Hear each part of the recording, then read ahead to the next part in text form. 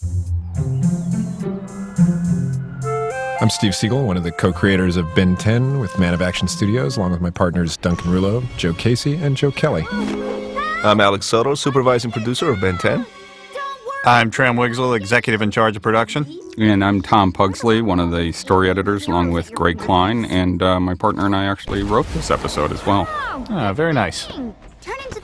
I actually love this whole opening, because there's a moment.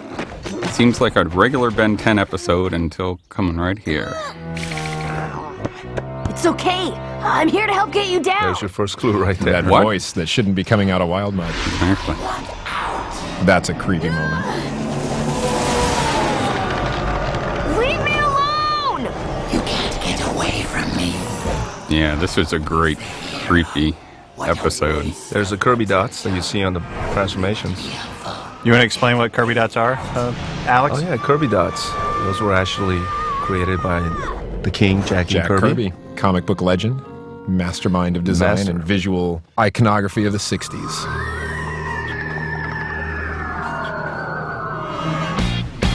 Here's a main title done by Renegade. Everybody sing.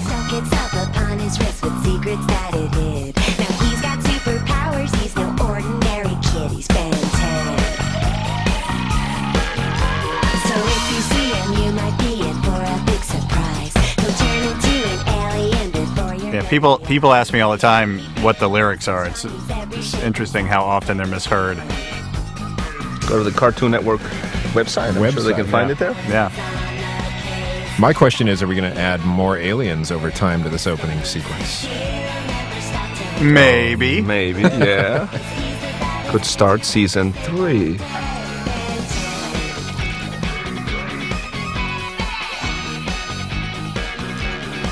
I love that shot where Gwen gets in her like there.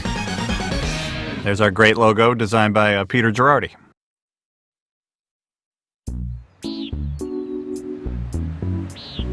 This looks really cool here, Alex. Actually, this is the first time the Rust Bucket was done in 3D. Sunman Studios decided to give us a 3D model. And it looks great.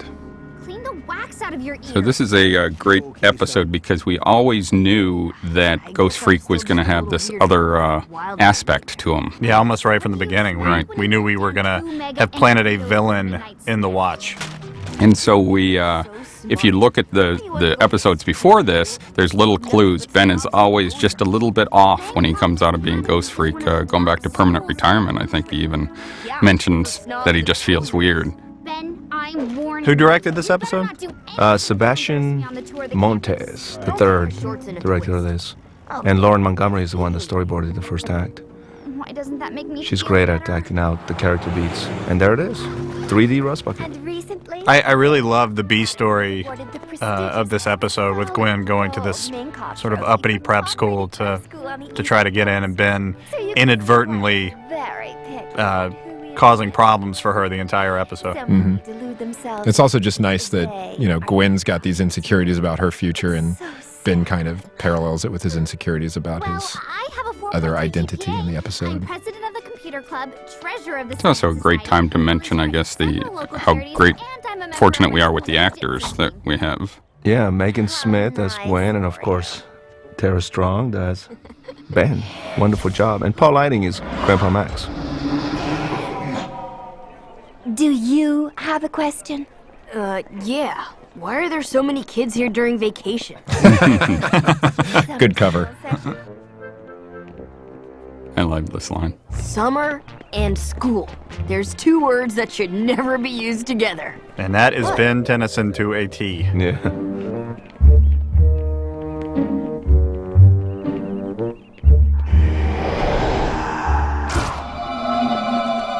Another great creepy moment. Alex, you and you guys, Sebastian, did this great job of just bringing this along slowly. Did I see that or did I not see that in Alex? And Science lab. That's Gwen. An electron microscope. A lot of nice acting in the animation in this one as well. Let me out! Leave me alone!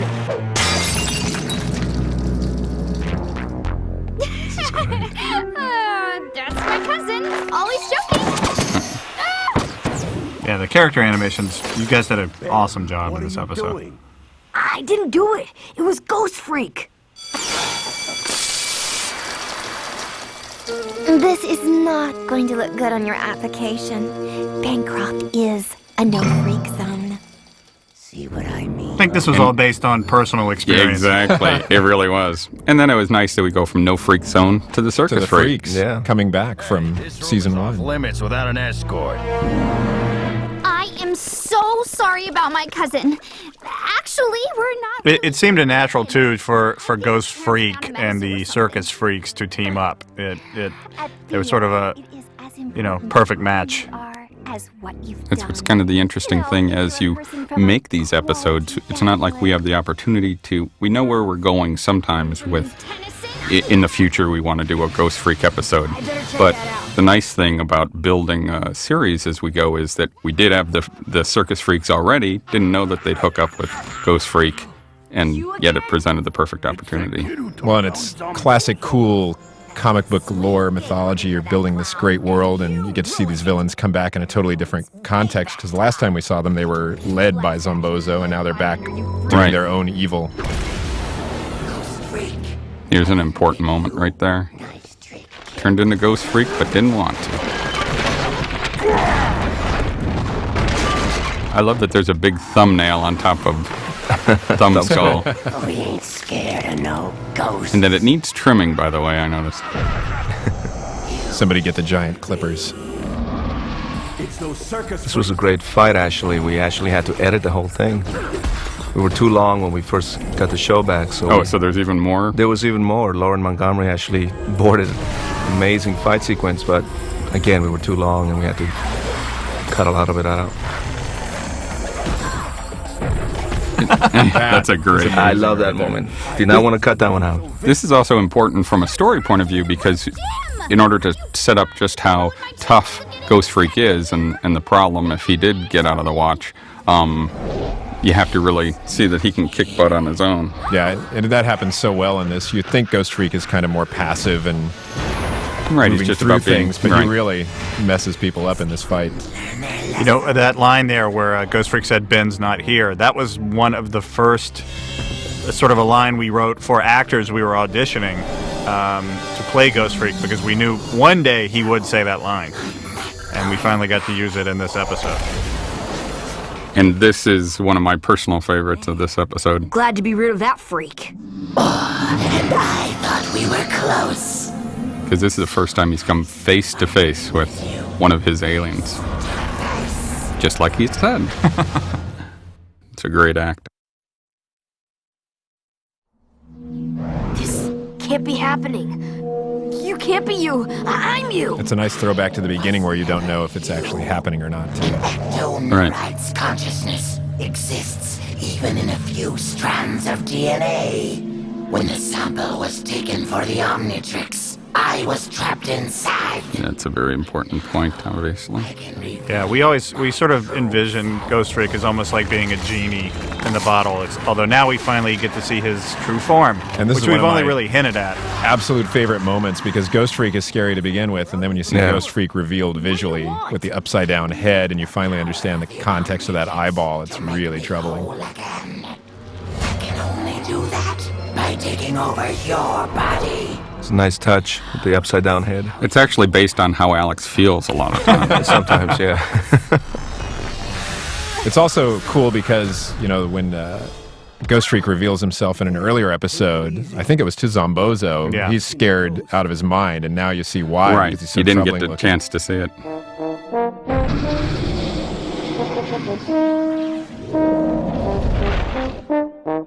Here's How the dare you innocent. attack marching band people? Tom played the tuba, so... Yeah. I was drum major of my high school marching band. I took this very personally. These frail human bodies are good for something after all. And of course, Ghost Freak's point here is that they've been battling together quite a bit, Max and Gwen and Ben, but it's kind of hard to believe that Ghost Freak is outside of Ben's body. Is Ben maybe going a little kooky here, or We'll always be here for you. what's going on? That's right. Even if it turns out you've got a major leak in your brain pan. I'm not a wacko. Ghost Freak is loose. Okay. So the butter hasn't slipped off your noodle. But great how phrase. are you planning on bringing him to find him? That alien's pretty tough. Sunlight. He couldn't go into the sun. He had to stay in the shadows. Classic monster weakness. Vampire? You never had But that you know before. what's nice about that is that when we were writing the script, Greg and I, it was hard to visualize what would be the prompt there, what would make Ben realize what the actual weakness was, and it was nice that Alex and his guys, had him walking through the sunlight there. It'll be easy money. Uh-oh. Here's that kid with the watch. Let's get out of here. Attention, freaks. You are now my minions. Obey my commands. Not a lot of kids use the word minions. Maybe that should have been a clue. I don't think you realize who you're dealing with. A tuba player. That's right. But a really mean tuber. I am not that kid. But serve me, and I promise you will never see him again. What if we don't want to help you? I was hoping you'd ask. None of the villains in this episode have good dental work. This is a cool sort of, power where he can take possession of Possess, people yeah. and basically fling them around, Make them hurt themselves. Right. Yeah. Which is something we always wanted to do with the original Ghost Freak, but we never actually did that, so... Well, it's also sort of the idea that Ben wouldn't think in those terms and wouldn't use power to hurt people, per se. Yeah, and it's also important to note what you just kind of alluded to, Tram, was that just because the powers that Ben uses when he's Ghost Freak or any of the aliens, those don't necessarily mean that those are the only powers that alien has. Ben's still kind of trying to figure out all the aliens. Activity from around that corner. Should also point out here that Max is obviously using a piece of plumber technology. Plumber hardware. One of the most favorite transformations. First one we ever did, Yeah. actually. I should clarify, when I say the first one we ever did, when we did test animation footage for the show, we did forearms. Obviously, the first transformation was Heat Blast. Maybe I'm finally getting the hang of this thing.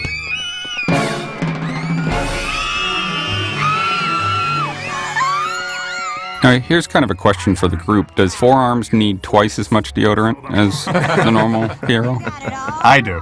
Yeah. It's just And does Frightwig need twice as much shampoo? Yes. It's a surprise party. Hello, Ben. This is cool, kind of the meeting of one hero with another. Ugh, major horror show. You ain't seen nothing yet. There's also sort of this idea with Ghost Freak that because he's been Ben, he sort of knows Ben, and he knows Yeah. what Ben's afraid of, and he knows what Ben's weaknesses are, and that's a huge advantage that he has compared to a lot of Ben's other villains. It's also just nice because, Ben's got the power fantasy, and this is kind of putting face to face what happens when that power is unchecked and making him see it. Sun gun. Projects a beam as bright as sunlight. Wow. And of course, sun guns actually exist, so this is one of those times when we get very proud of ourselves that the clever way of trying to defeat an alien. More plumber technology. It's the science in the sci-fi. Yes, exactly.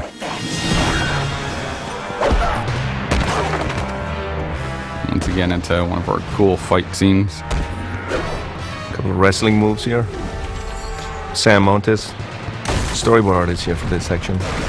It's also nice because, Forearms is obviously so big and strong, and we don't have a lot of sort of, big, strong bad guys. So it was fun to give him somebody to spar with. Some muscle.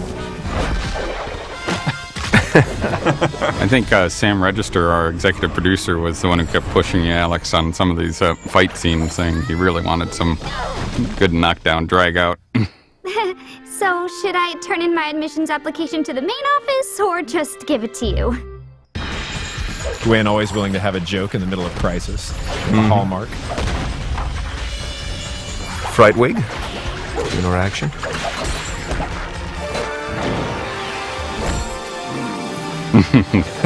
And again, if you sort of watch the episodes, you see Ben growing over time, using his powers, learning how to do different things with the powers. Learning that Forums isn't just about smashing things or picking things up and throwing them. He's starting to learn more tricks. Someone more interesting for you to battle. This is a great move. They bicker all the time, but what happens when they really have to fight? Right. Let's have some fun. I remember telling Andy Stormer, who actually composes the music for this, I wanted a very martial art type of drum beats, Crouching Tiger, Hidden Dragon style. Well, it's great because you notice that Ben, as Forearms here, can only be defensive. Can't really fight. Right. You can't see it there, but she actually bites his arm. If you look at it slowly, you can see. I love these moments because, it's a fight scene, but there's so much else going on with the characters, and while the fighting's happening, there's a lot more stakes to it than just who's going to win the fight. Was it just me, or were there no ladder rungs there when Max just climbed up?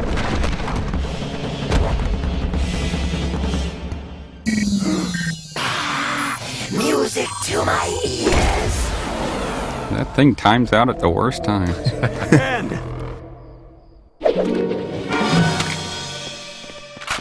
Come on out so I can fry your pale butt! I have another idea. Drop the weapon and I'll meld with you and take over the world. Fat chance! I thought this was actually a really surprising, emotional moment. And knows how to fly. Right, because Ghost Freak knows that he can't defeat Ben as Gwen's body, but he also knows how much he cares for her secretly deep down That's inside. Right. It's a really important aspect of Ben 10. The show's a lot of fun, and Ben's a really fun character, and we have a lot of humor and funny moments, but there's also very dramatic moments too, and there's real stakes, to the adventure and to, sort of what's going to happen. And that's a lot of fun too, because it allows us to really make our characters grow and surprise our audience. And we kind of always, Greg and I always go under the kind of the rule that while Ben and Gwen kind of exchange all these insults, it's kind of like, I can talk to my cousin that way, but you can't talk to my cousin that way.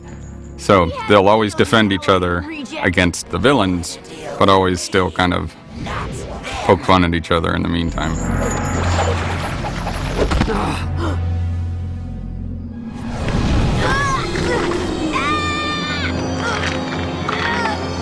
Ghost Freak's trying to merge with Ben. And important that Ben's trying to activate the watch at this point. And we're not quite sure if he doesn't seem like he was able, but spits him out. Spits out some gray matter. Another good surprise. Get him, you fools! Here's a little Three Stooges for you right here. Yeah, this musical soundtrack is all over the place. So much going on. In a great way. Where'd that little pipsqueak go? It's always a challenge with gray matter, and I'm sure, Alex, you guys have this too. Sorry, I like that bit. Is what to do with him because he's so small. I mean, it's basically the brains, but you guys do a great job of making him interesting.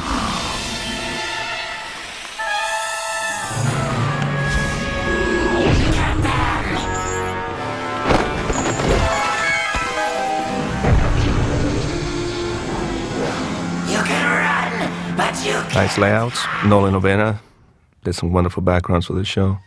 Now, originally, Alex, as we'd written this was in like a clock tower or something like that. A lighthouse, actually. Lighthouse, that's right. Lighthouse is what we had. And that happens sometimes when you're making the different episodes. Is Alex will see something that has to change from script because he and his guys think of a cooler place to have it, or it'll just be quicker to put it all in the same place.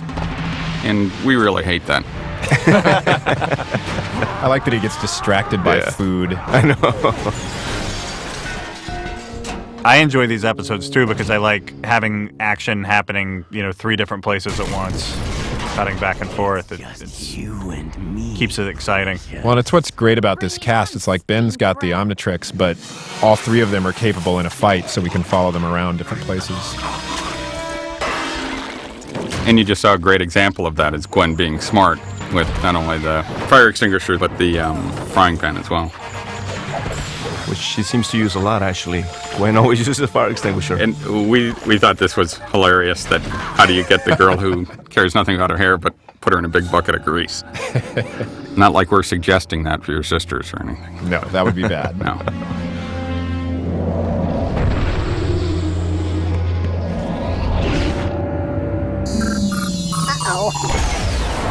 I should point out the idea about, a lot of people ask questions about Ben and why the watch times out, and the idea is that Ben can only be one of the aliens for 10 minutes.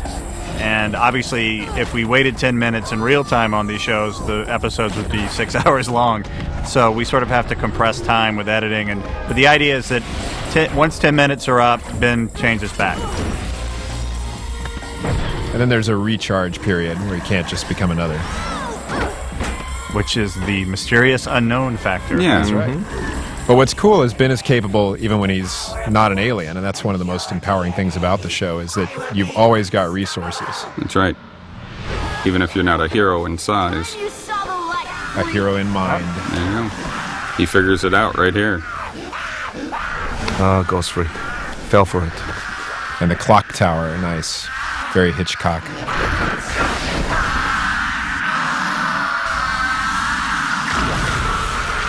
Tim DeVar did this section. Good job, man. And don't you wonder if he could ever turn into Ghost Freak again now? And that would be a question, wouldn't it? Yeah. Wonder if we're ever going to see Ghost Freak again. I don't know. I like how there's a nice muzzle on acid breath. Something tells me I am so not getting into Bancroft Academy. This is one of those moments that Tram and Sam make us put in. You don't need this stupid school to prove you're smart. You think any of these eggheads could have brought down those circus freaks? That's the nicest thing you've ever said to me. Tram's a very warm and fuzzy guy. Yeah. I like I like nice family stuff. Great episode, All right, Alex yeah. Soto. Yeah, very good. Who's that? Well done. And the other thing about that episode too is how Greg? well everyone involved with the show manages to balance really funny comedy with really sometimes scary, in this episode, drama, and it always works really well on the show, except for that guy. Nice. Good job. Cartoon Network Studios.